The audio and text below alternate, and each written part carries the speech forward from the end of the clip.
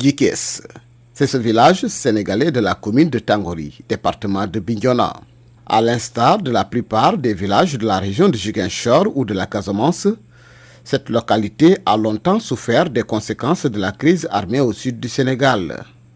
Comme si cela ne suffisait pas, une longue période de sécheresse marquée par la rareté des pluies est venue anéantir tout espoir de ces populations essentiellement agricoles. Là où on était trop fatigués. Heureusement, des partenaires espagnols et suisses sont arrivés au bon moment pour les soulager. C'est une grande joie pour la communauté. Les partenaires ont réalisé beaucoup d'activités, beaucoup de choses, beaucoup de réalisations, du côté des femmes comme du côté de l'école. Que ce soit ici à la garderie, tout ce que vous avez ici comme construction, c'est les partenaires. En l'occurrence, Raymond, le Suisse, et Raquel, l'Espagnol, avec son association groupe. Mais Raymond, lui, il est appuyé par des amis, il n'a pas d'association, il est appuyé par des amis. Principalement, principal donateur de Raymond qui le soutient, c'est M. Zabré Allegro. Il ne cesse de le remercier et nous ne cessons de le remercier. C'est pour moi un grand plaisir d'être ici pour parler de ce partenariat, tant combien important au niveau de la communauté. Ce partenariat, il est très important parce qu'il nous a apporté et soulagé. Vraiment, les partenaires sont vraiment braves parce qu'ils sont en train de nous appuyer corps et âme. Donc, toute la population de Djikes est satisfaite. Papa, maman, enfants confondus. Tout cela a commencé avec l'arrivée du Padre Albert vers les années 2005 qui a créé une garderie d'enfants. Il sera suivi par le Suisse Raymond Comina et les autres. Je m'appelle Demba Sané, je suis le représentant du Padre Albert et le fondateur de la garderie Anthony Gaudi. Nous sommes dans l'éducation des tout petits parce que le Padre Albert, il aime beaucoup les enfants et là où il a commencé avec sa pension de 1000 euros et il a fait la Casamance depuis 2005. C'est là où il a commencé avec les petites classes là. Et là, il a construit le bâtiment pour recevoir les amis, les parents qui venaient lui rendre visite. Et dans ça, il s'est organisé jusqu'à peut-être commencer à rassembler les enfants pour créer la garderie. Nous n'avions pas d'école. L'école était à 1,5 km d'ici. Alors les enfants de 0 à 4 ans ne pouvaient pas aller faire 1 km pour aller à l'école. C'est la raison pour laquelle, quand on a créé cette garderie, ça a été un grand soulagement, une bouffée d'oxygène, parce que tous ces enfants devaient être en perdition scolaire. Alors c'est pour cela, en créant cette garderie, ça a été un soulagement pour les populations. Oui, il y avait une année, on avait un effectif de 100 élèves et que pour cette année, nous sommes à 61 pour l'instant. Parce que l'effectif va jusqu'à 80 ou 82 élèves comme ça. Mais pour l'instant, nous sommes à 61 élèves. Oui. Le personnel, j'ai 3 sections. Il y a au niveau de la petite section, je suis le détenteur de la classe. Et au niveau de la moyenne, il y a Anne-Marie, Abotion, Louis Colli. Et de ma gauche, il y a Assi Diallo. Et tout juste derrière moi, il y a Momodou Manga qui est le suppléant. Oui, je peux dire que nous sommes actuellement dans de très bonnes conditions par rapport au passé parce que les enfants faisaient leurs besoins à l'air libre et que la toiture c'était en paille et en soi aussi, c'est les partenaires qui sont venus, ils ont tout changé, il y a le plafonnage pour amortir la chaleur. Comme cela, ils ont construit des toilettes dignes de son nom. On a un magasin, une cuisine et un réfectoire. Et il y a l'aire de jeu aussi qui est là. Quant à Raymond, tout son souci, c'est la garderie. Il n'a cessé de répéter, son souci, c'est la garderie. Garder les salaires des éducateurs 12 mois sur 12, mais également faire en sorte que cette garderie soit la garderie pourvoyeuse de l'école élémentaire. C'est pourquoi ils ont pensé à chaque fois mettre le maximum de matériel à la garderie pour que les enfants puissent être autonomes. Mais la grande difficulté de la garderie, nous avons des cases qui sont très étroites. Pour les tout petits qui ont besoin d'espace pour se mouvoir, ce n'est pas souvent facile. si dans le projet, dans le futur, on s'est pour du projet, petit Rontin, pouvait vraiment transformer ces cases vraiment en salle de classe, en salle où l'enfant peut être vraiment libre, faire des mouvements, ce serait encore mieux. Parce que le matériel qui est là, seulement peut vraiment être dans ces salles-là. Les enfants au début, avant qu'on ouvre, les enfants étaient laissés à eux-mêmes. Par le biais du fondateur de la garderie, Père son nom, Padre Alberto, qui a jugé utile avec la population de créer une garderie. De ce fait, parce que ces enfants-là n'étaient pas préscolarisés. Mais lors de notre venue, parce qu'il y avait une ONG qu'on avait légué la garderie. Et puis par la suite, avec les difficultés, nous connaissons tous les ONG sans bailleur, bon, il y a un peu de problème.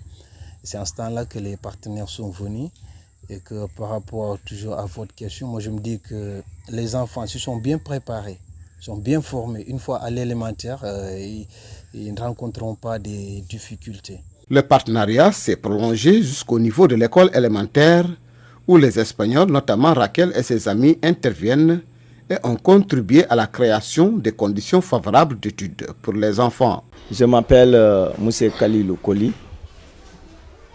Je suis dans ma deuxième année dans cette école de Djikes. Une école qui a été créée depuis 2015 et qui a vu comme premier directeur Moussé Sadio, Albert Sadio. Donc j'ai trouvé un prédécesseur qui a fait beaucoup de choses dans cette école. Et dans la continuité de l'administration, donc Dieu a fait qu'aujourd'hui je suis là pour ce même travail.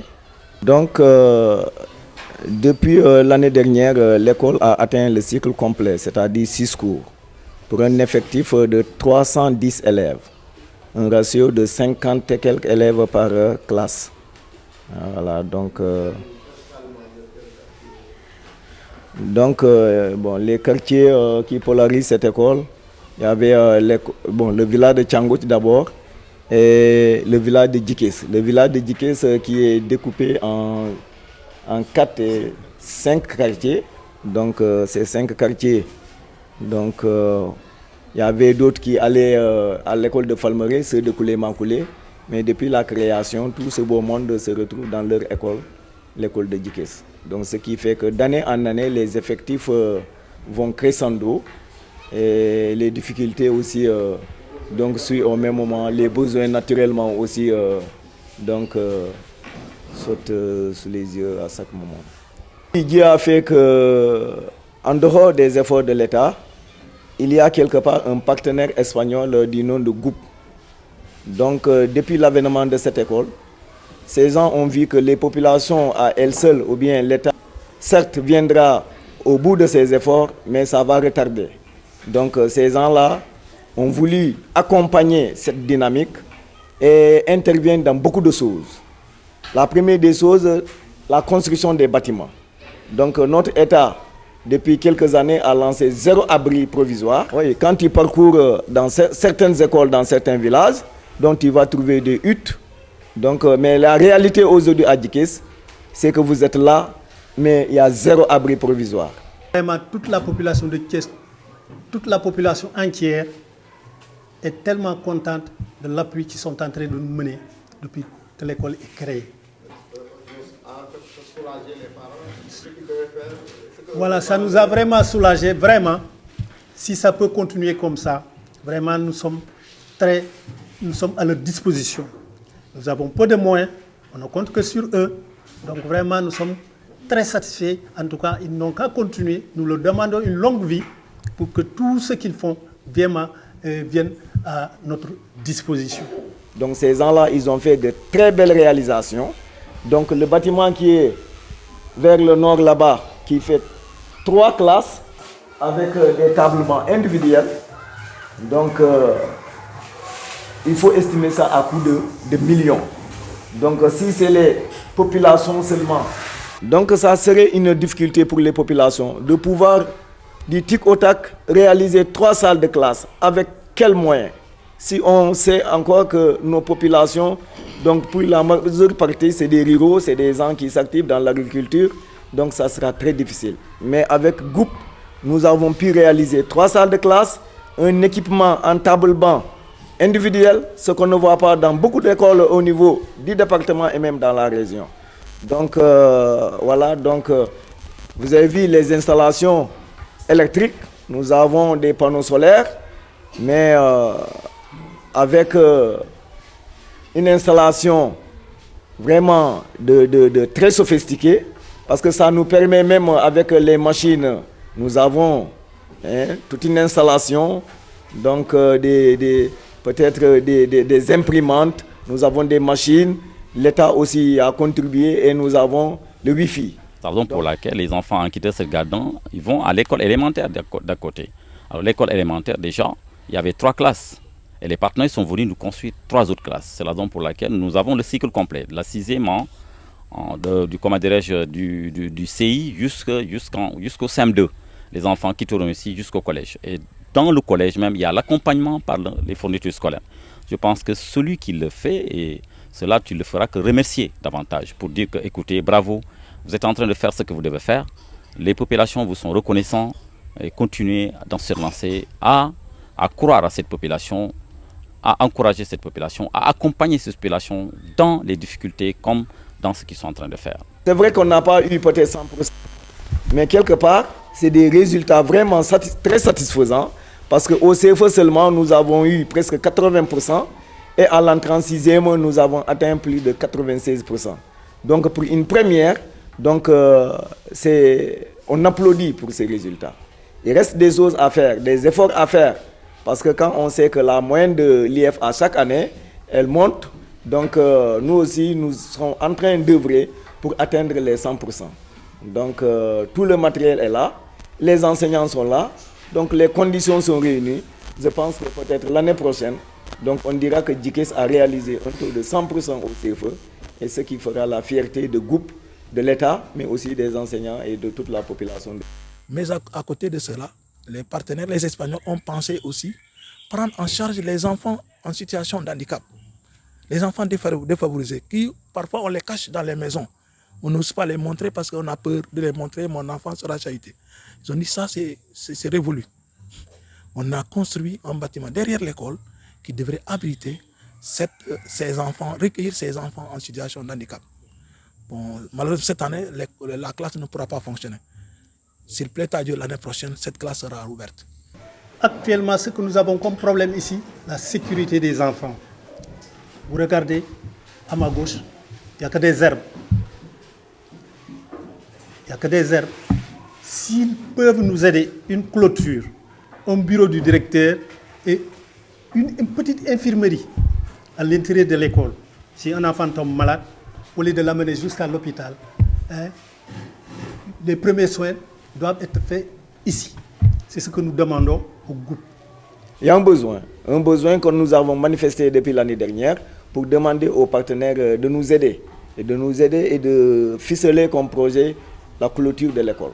La clôture de l'école est un besoin pressant parce que ça va de la sécurité des enfants, ça va de la sécurité des enseignants et ça permet aussi de dormir tranquillement parce que le matériel qui se trouve dans cette école, ça dépasse les millions. Donc, sans le mur de clôture, ici à côté de moi, il y a le président du CESE qui habite à quelque part de l'école. Je sais que ces gens-là ne dorment pas la nuit. Ils ont une oreille attentive sur tout le matériel qui se trouve à l'école. Donc, si le mur de clôture vient, donc voilà, donc nous serons tous contents. Pour une meilleure prise en charge de ces enfants, les populations doivent avoir une certaine aisance économique. C'est pour cette raison qu'elles sont accompagnées notamment dans le maraîchage avec des interventions qui portent leurs fruits aujourd'hui.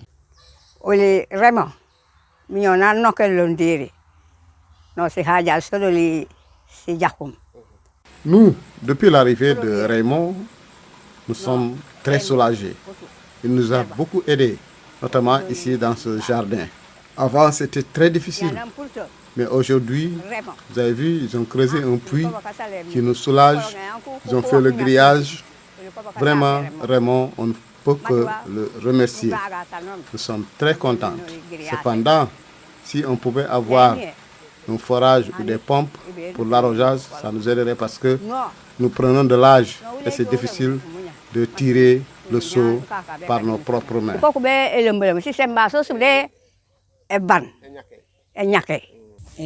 Nous avions des difficultés pour contribuer à la prise en charge des enfants au niveau de la garderie.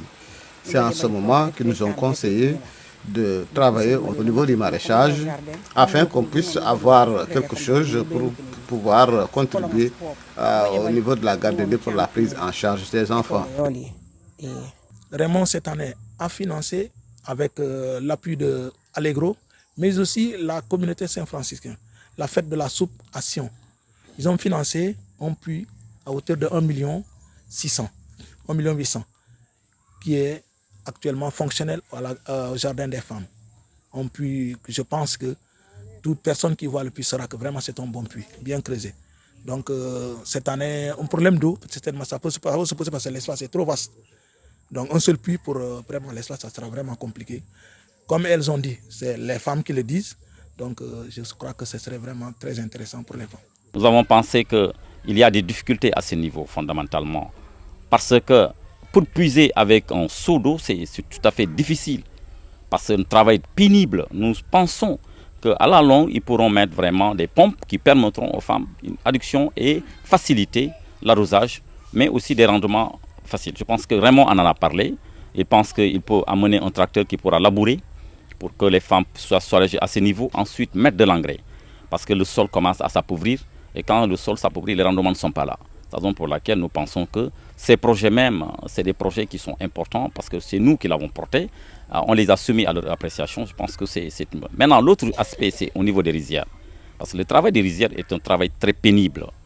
Nous souhaiterions, on l'a toujours dit, que l'accompagnement doit se faire à ce niveau pour que les gens soient autonomes alimentairement. Parce que dans les rizières, nous sommes d'une population agricole, risicole, et que nous connaissons l'agriculture. Cette agriculture est jusqu'à présent traditionnelle avec des outils archaïques qui ne peuvent pas amener un rendement.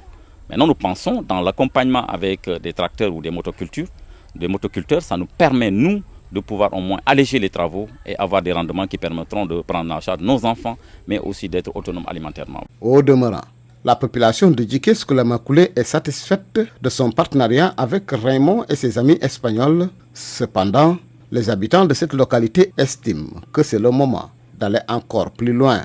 Nous nous remercions, c'est déjà bien. Nous dirons que félicitations à tout le monde. Ils sont sur la bonne voie, ils nous accompagnent parce que les projets que nous portons, ce sont les projets qui ont été soumis à la base et réfléchis. Alors ça a été réfléchi, c'est dans un cadre formel que ça a été fait. C'est la raison pour laquelle nous pensons qu'ils pourront accompagner les gens dans ça. Et la garderie ici mérite d'être accompagnée parce que nous avons que nos enfants. Celui qui parvient à accompagner ton enfant, je pense qu'il dira que merci. Parce qu'il sait ce qu'il fait. Nous savons qu'ils ont de grands cœurs, ils savent accompagner les gens et félicitations à tout le monde. C'est ce que j'ai. En bref survol, je pouvais dire beaucoup de choses. Raymond, il est beaucoup intervenu, des salaires jusqu'à la réhabilitation, jusqu'à la clôture. Raquel aussi, tout un conteneur est venu avec l'équipement en table-banc. Je pense que celui qui convoie un conteneur de l'Espagne jusqu'ici, c'est beaucoup d'argent qu'il faut dépenser. Et en accompagnant, il a mis les conditions aujourd'hui en ce qui concerne une partie sur les infrastructures. Nous le demandons encore de renouveler l'effort. Surtout Raymond et le Suisse, moi, Raymond et Raquel. Moi, en tant que chef de village, je suis en train de les saluer. Le travail qu'ils ont abattu dans mon quartier, dans mon village. Je suis très fier d'eux. Il faut cependant signaler que le partenaire suisse Raymond Kobina a permis d'obtenir plusieurs dons d'un montant global estimé à 75 millions de francs CFA depuis 2009, injectés dans différents projets à Djiké-Scoulamacoulé. Ceci, compte tenu de l'apport des Espagnols qui ont fait des dons à l'école élémentaire, mais également à la garderie. D'autres appuis ponctuels ont également été enregistrés dans la lutte contre la malnutrition, notamment pendant la Covid. Les partenaires ne se sont pas arrêtés là puisque d'autres aides ont été apportées, notamment en habits, en fournitures scolaires, en ordinateur, entre autres. Plus que jamais, les populations de Djikès restent reconnaissantes à l'égard de leurs partenaires et les invitent à maintenir avec elles ce partenariat encore plus beau et plus fort pour le bien de la communauté.